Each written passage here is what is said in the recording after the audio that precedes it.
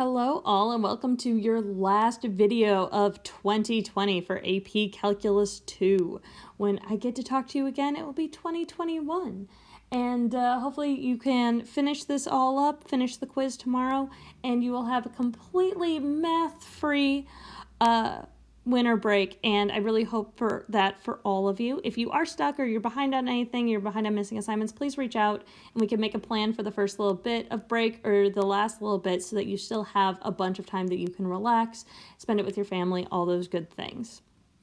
So for this last video, it's going to be a little bit long just because there's a couple different types of problems that I want to show you an example for each of them, and I'll try to keep it short by cutting out some of the last integration steps that involve mathematics in terms of like algebra and arithmetic, and we'll focus on the integrals. So let's get ourselves started for notes on improper integrals.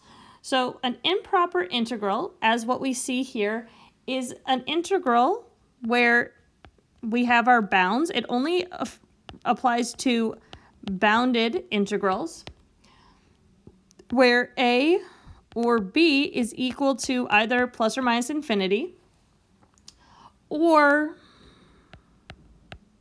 there is some discontinuity between a and b.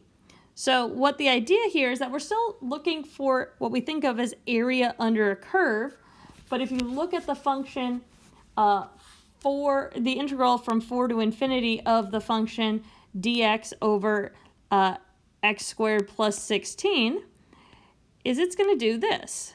And as it goes towards infinity, the area under that curve is getting smaller and smaller and smaller and smaller and smaller. And so what we see here is this has a horizontal asymptote at 0. So this could potentially have an actual number. If you can imagine a lot of functions, so if I just think about this, if I add up all the area under the curve to infinity, this is going to always diverge. We call this diverge, which means that it goes towards positive or negative infinity, just like a limit. Now here, this function might converge because it has a horizontal asymptote at 0. Now it might still diverge. Like even adding up really tiny numbers, if you add up enough of them, can go towards infinity. But we at least have to check this one. Unlike if this was in the numerator, if this was x squared plus 16 dx, you'd say, oh, well, it's going to diverge automatically. It's going towards infinity, and it's a parabola. Those don't have horizontal asymptotes. So what you do from here is you treat it just like a regular integral to start with. So the first thing is just consider the integral a to b without worrying about the infinity, like so. So in order to evaluate this integral, what I would do is I'd multiply by 1/16 on both sides, since I would know what to do if this was x squared plus 1. And that gives me the new integral of, and I'm going to factor out a 1/16 out in front, of 1 over 1 plus x over 4 squared. So again, I did a little sneaky arithmetic. 1/16 becomes 1. X squared over 16 is the same as x over 4 squared dx. And the reason I use this is that hopefully you would recognize that this is the integral of tangent inverse. So we get 1/16 tangent inverse of x over 4. And then using u substitution, then there's the new constant 1 over 4. And we're going from a to b, which in this case, a is fine. A is just 4. B, on the other hand, is infinity. So the way that we want to think about this is the same as a limit. So I'm going to do a little simplification. Here and here becomes 1 over 4. So this is the limit as b approaches infinity, because that's the upper bound, of 1/4 tan inverse of b over 4 minus 1/4 tan inverse of 4 over 4. So we're plugging them in and creating a limit. Now, if you remember tan inverse's graph, it does have a horizontal asymptote. And this horizontal asymptote is at pi over 2. So as it goes towards infinity, we end up with the limit as b approaches infinity. This is 1/4 tan inverse of b, since dividing infinity by 4 doesn't really make a difference.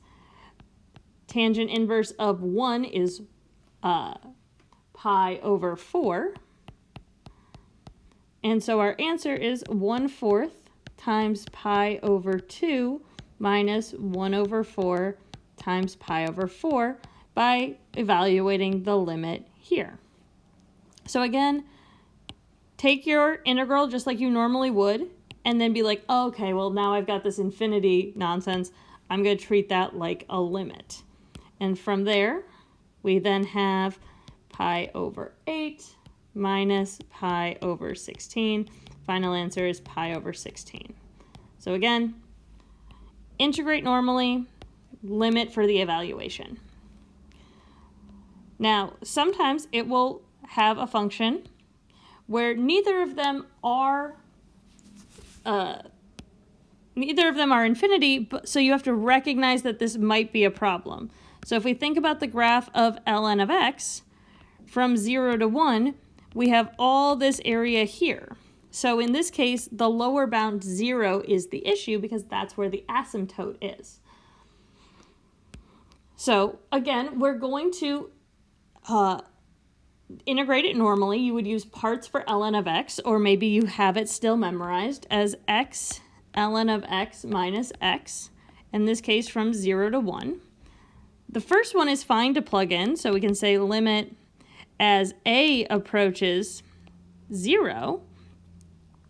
And we end up with 1 times ln of 1 minus 1, because the upper bound is fine, minus 0 times ln of 0 minus 0.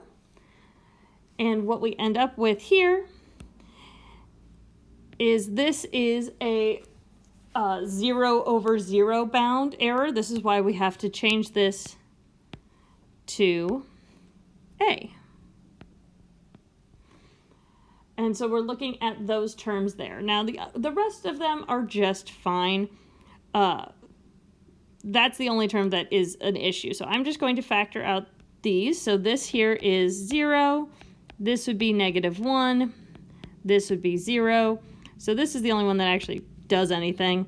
So -1 minus the limit as a approaches 0 of a times ln of a is the limit that we actually have to worry about. Now, I would use L'Hopital's here because we get 0 times -infinity when I just plug in 0. So I'm going to rewrite that. I'm going to bring that up here.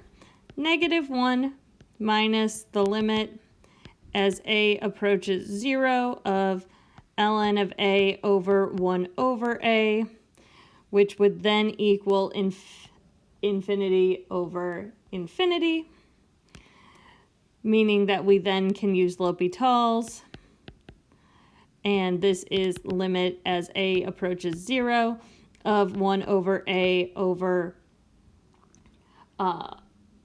1 over a squared with the negative. I'll leave that to you to evaluate, but you should end up with the correct answer, -1. So both of these are convergent improper integrals. Now, if we look at other examples, this one doesn't even look like it has an issue. And again, this is what you want to watch out for, is you have to think about what these graphs look like. So for example, if I'm looking here, there is a vertical asymptote at x equals 1. And so the function goes up like this on one side. Whoop, I believe it goes the other way.